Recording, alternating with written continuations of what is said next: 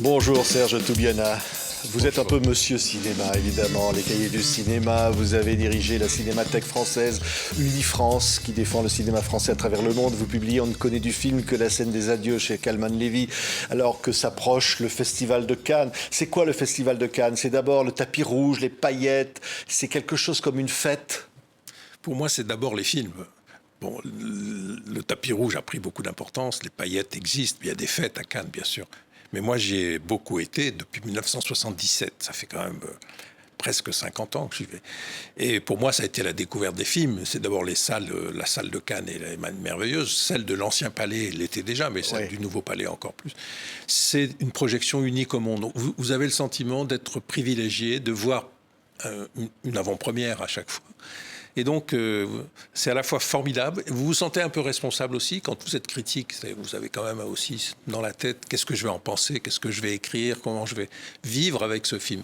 Donc, c'est un moment merveilleux. C'est incroyable. Alors là, vous publiez, je le disais, on ne connaît du film que la scène des adieux. Alors, il y a des portraits, ce sont des nécrologies, en fait, Absolument. on va dire, que vous avez publiées au moment de la mort de toutes ces personnalités incroyables. Alors, c'est très émouvant à lire. Mais c'est vrai qu'il y en a qui ont marqué le Festival de Cannes. Il y a là des moments que vous avez vécus où il s'est passé des choses à Cannes. Ah oui. La première fois qu'on a vu, je sais pas... je me souviens, par exemple, de E.T., le film de Spielberg. C'était la dernière projection en 1982 dans l'Ancien Palais. C'était un film en clôture du festival. J'étais là, évidemment, comme beaucoup de jeunes gens et de cinéphiles. 82, donc ça fait plus de 40 ans. Plus jamais on ne verra de film dans cette salle, qui est devenue autre chose, la salle de la quinzaine des réalisateurs. Mais il y a des moments où on découvre un film dans cette grande salle du Festival de Cannes pour la première fois, en compétition, hors compétition, en présence du cinéaste, de l'équipe du film. C'est un moment merveilleux. On a le sentiment de vivre, d'être privilégié, d'être là, mais on est quand même quelques centaines, quelques milliers. Mais surtout que, voilà, on voit pour la première fois quelque chose qui va rester, quoi. Effectivement, dans mon livre, j'évoque le premier sur qui j'ai écrit, c'est François Truffaut, quand il est mort, en 1984.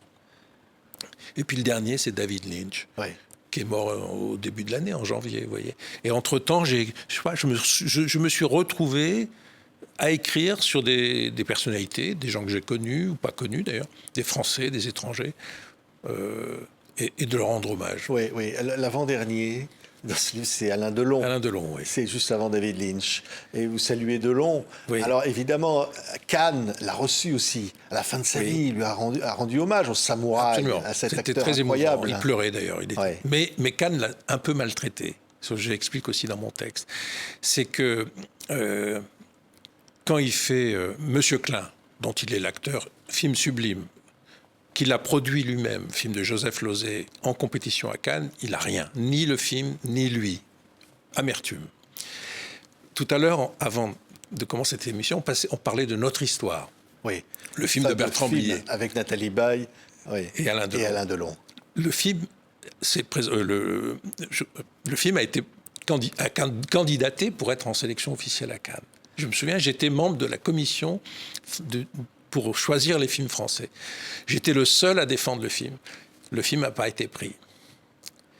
Et Alain Delon, le lendemain, dans François, a poussé une gueulante, si vous pardonnez-moi l'expression. Il était furieux contre Gilles Jacob, contre Jacques Lang, contre le Festival de Cannes. Et il dit, dans François, oui, un seul membre du comité de sélection a voté pour moi, mais un certain Toubiana, critique de gauche, il dit en plus. Et c'est vrai que j'étais le seul à défendre son film. Et je pense qu'il en a nourri une amertume. Oui. Il aura le seul César de sa carrière grâce à ce film ensuite. Donc Cannes et Delon, ça n'a jamais bien marché. Mais là, Thierry Frémaux lui a rendu un très bel hommage. Il y a très peu de temps. Parmi les portraits, on parle à Cannes, évidemment. Allez, Marco Ferreri. Vous parlez de ce cinéaste incroyable italien, celui qui a fait La Grande Bouffe. Qui a fait scandale, évidemment, à Cannes. Cet homme était pétillant. Il avait des yeux petits, comme ça, avec cette tête, très malicieux. Il s'était pris de sympathie pour moi. J'étais au Cahier du cinéma, je lui rendais hommage souvent à chacun de ses films. J'ai eu la chance de le connaître, d'aller dîner chez lui avec sa femme Jacqueline. Cet homme avait un goût du scandale, mais en fait, quand vous le voyez, il était surtout très libre, très indépendant, très intelligent. culture artistique oui. énorme. Vous vous souvenez du scandale à Cannes de la Grande Bouffe, sûr. quand même, Les gens, avec Mastroianni, tapaient. Piccoli, auquel vous rendez d'ailleurs un magnifique hommage dans le livre. Oui. Hein, les gens n'ont pas supporté. Scandaleux. La morale bourgeoise en prenait pour son grade, la modale, tout. Il s'en prenait à tout, quoi. Et ce film, on n'a pas vu peut-être assez à l'époque, mais on le comprend mieux maintenant, à quel point il est profond sur la mort, sur la société de consommation, sur comment les hommes et les femmes vivent, si vous voulez, avec des acteurs sublimes. Piccoli, oui. Mastroianni, Tognazzi, Noiret, Andrea Ferreol. Bon. C'est un cinéma libre. Serge Toubiana, vous qui êtes un cinéphile tellement passionné, vous dites que le cinéma a besoin de liberté. Aujourd'hui de cette liberté peut-être dont on manque. On manque un peu. Je trouve qu'il y a un retour un peu insidieux à la morale, au moralisme. C'est-à-dire qu'il faut être bien pensant, il faut être du bon côté. Le bien, c'est bien. Le mal, c'est pas bien. Le cinéma, c'est un art qui navigue tout le temps. Enfin bon. Et surtout, ce que je regrette, c'est que beaucoup de gens, dans notre époque, les gens prennent au pied de la lettre ce que dit un film. Mais un film, c'est jamais que c'est une expression. C'est une exploration de l'imaginaire, y compris dans le langage. Si vous prenez Bertrand Blier au pied de la lettre, vous en faites un macho insupportable. C'est pas du tout ça. C'est un poète, c'est tout ce que vous voulez. Et c'est vrai pour Truffaut, pour Godard, pour Truffaut. Pour Chabrol, que j'adore. Alors vous parlez de Chabrol aussi dans le livre. Un mot sur Truffaut, parce que vous commencez, vous dites, c'est lui mon mentor, en fait. Oui. C'est lui qui a été déterminant, évidemment, au cahier du cinéma. Bien sûr. Parce que j'ai découvert les films de Truffaut quand j'étais jeune, adolescent. Ça a marqué ma vie, comme ceux de Godard. Pierrot le Fou, ça a marqué ma vie, et j'en parle beaucoup dans ce film.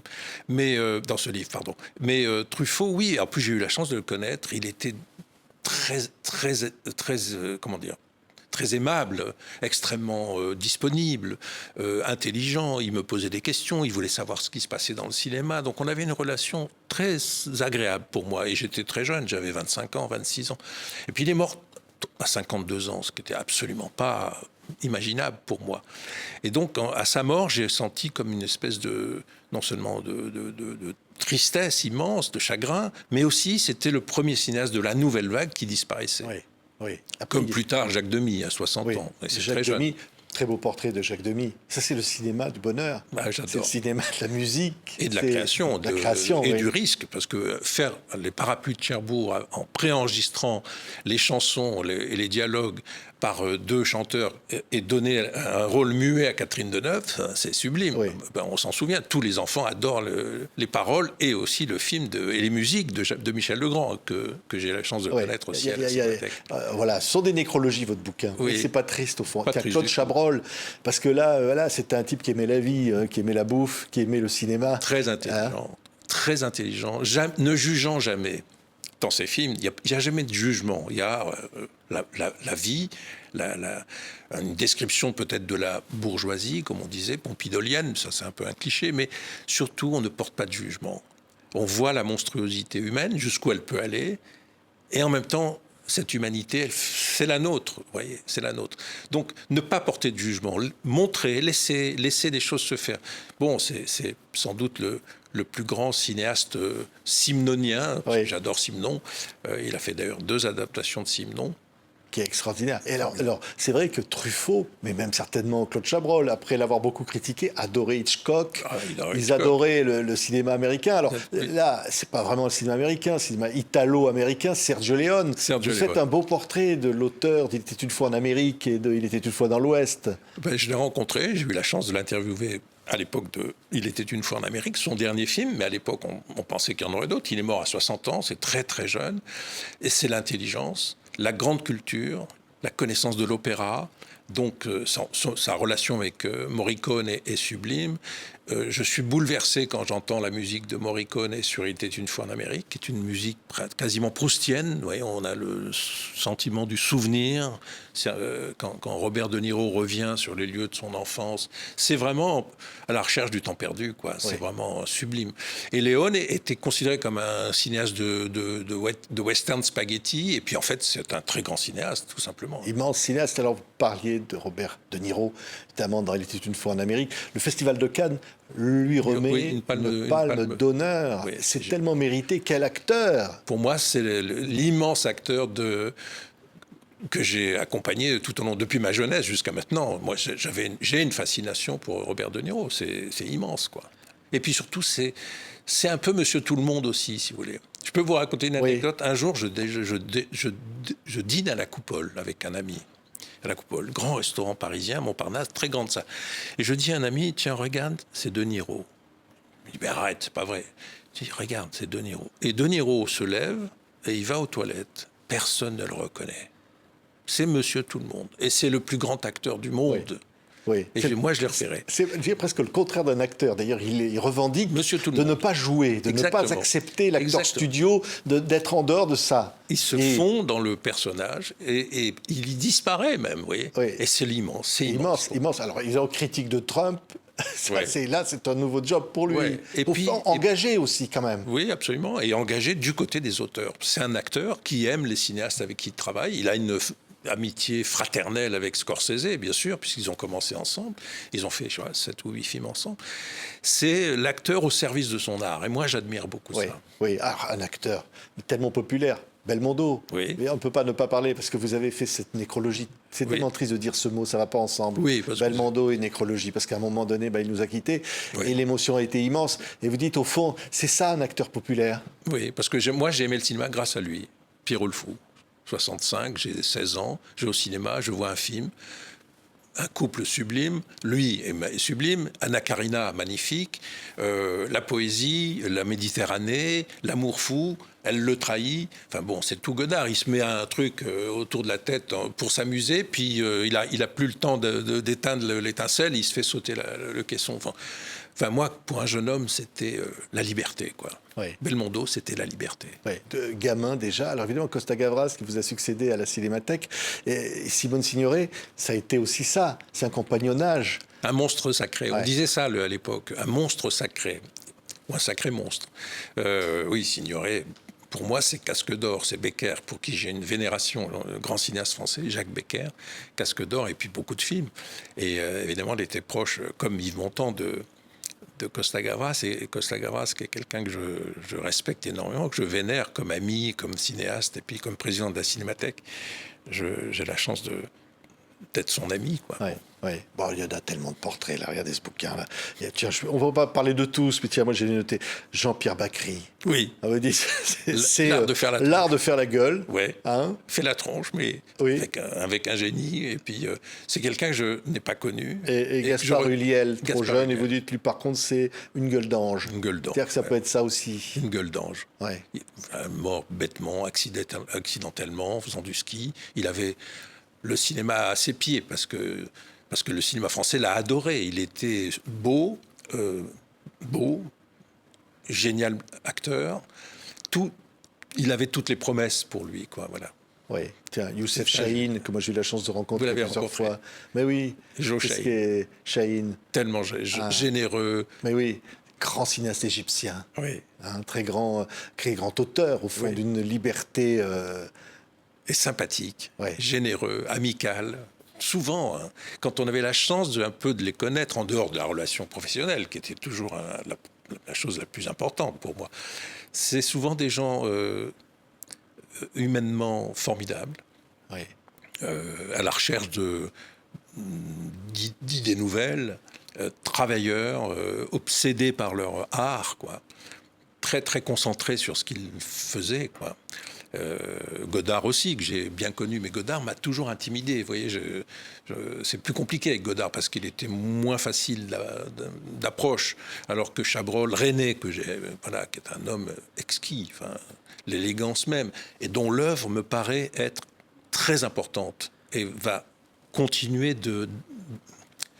d'alimenter, d'aimanter même notre cinéma, je crois. Oui. Puis il y a ceux qui sont passés, tu as parlé de Gaspard Ulliel, mais il y a Pascal Augier, il y a comme ça des étoiles filantes, très courtes, de visages complètement inoubliables. Ce sont des moments comme ça dans le cinéma, marquent. Oui. Et qu'on n'oublie jamais. Qu'on n'oublie jamais parce que vous et moi, et sans doute beaucoup de gens qui nous regardent ou qui nous écoutent, on est des spectateurs attentifs, on est des spectateurs passionnés, on attend des films, des merveilles. Et ça passe beaucoup par les visages des acteurs et des actrices, quoi. Pascal Augier est toute jeune, 25 ans, hop, elle a disparu, quoi. un elfe a disparu. J'ai écrit ça quand elle est morte.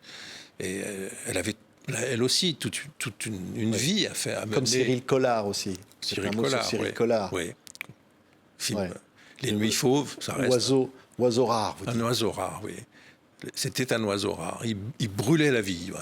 Il brûlait la vie, sa vie. Ouais. Et puis il y a des actrices qui ont traversé le temps, comme Micheline Prez. Micheline Prez. Alors là, c'est Annie vrai Girardot, que... voilà. Annie Girardot. Vous avez une tendresse pour toutes ces actrices oui, parce incroyables. Oui, parce que être actrice, je ne sais pas, je vais dire peut-être une banalité, mais c'est dur de durer. Pour tout le monde, c'est dur de durer. Le temps, le vieillissement. Mais pour une actrice, c'est encore... L'exploit est encore plus manifeste, quoi. Je me souviens des obsèques d'Annie Girardot à l'église Saint-Roch. C'était bouleversant parce qu'à la fin, tout le monde s'est mis à l'applaudir, quoi. Et c'est Claude Lelouch a rendu un très bel hommage. Et à un moment donné, il a inventé ça, d'applaudir dans une église, qui ne se fait pas en général. Maintenant, on applaudit. Et je trouve ça génial. On applaudit la sortie de scène d'une grande actrice, d'une grande artiste. Micheline Prez, c'était une amie. J'aimais beaucoup cette femme. Elle était extrêmement agréable à fréquenter parce que quand on allait au restaurant ensemble, je la voyais arriver avec ses yeux bleus, sa crinière blanche. C'était encore la beauté, quoi. Les gens se retournaient, s'arrêtaient de manger. Elle est morte, elle avait 101 ans. 101 ans. Elle aimait la vie. Ouais. Ouais. On va revoir l'affiche du Festival de Cannes de cette année, double affiche. Et alors là, c'est deux visages. C'est Anouk Aimée et Jean-Louis Trintignant, souvenir d'un homme et une femme. De Palme d'Or. Ouais, de Lelouch. Et ça, chant contre chant, c'est ça? C'est magnifique que le festival ait choisi cette image pour représenter son édition. Regardez, 78e édition. C'est un peu flou, mais c'est tellement parlant.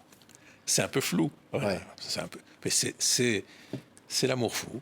Oui, et puis vous parlez d'Anouk Aimée, bien sûr, et puis de Jean-Louis Trintignant dans ce livre. J'ai écrit un texte sur Jean-Louis Trintignant que j'ai eu la chance de rencontrer aussi, grâce à la Cinémathèque. Et puis, délicieux, un homme délicieux, déjà un peu, j'allais dire, un peu brisé par la vie. Hein. Bon, on va pas épiloguer là-dessus, mais lui aussi aimant les mots, la poésie, le théâtre, ne s'aimant pas beaucoup lui-même comme acteur, ce qui est paradoxal, c'est un immense acteur, gardant encore un peu de fragilité, de timidité. C'est ça les grands pour moi. Les grands, c'est ça. C'est quand ils sont encore...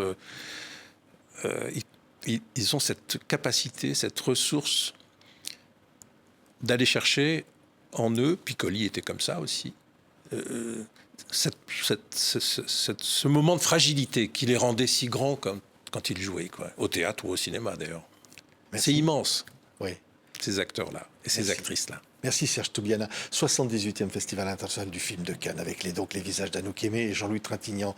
Inoubliable, un homme et une femme. Et on ne connaît du film que La scène des adieux, publiée chez Calman Levy. Donc vos chroniques, vos souvenirs qui ne sont pas tristes. Serge Toubiana, merci d'avoir été notre invité. Merci beaucoup.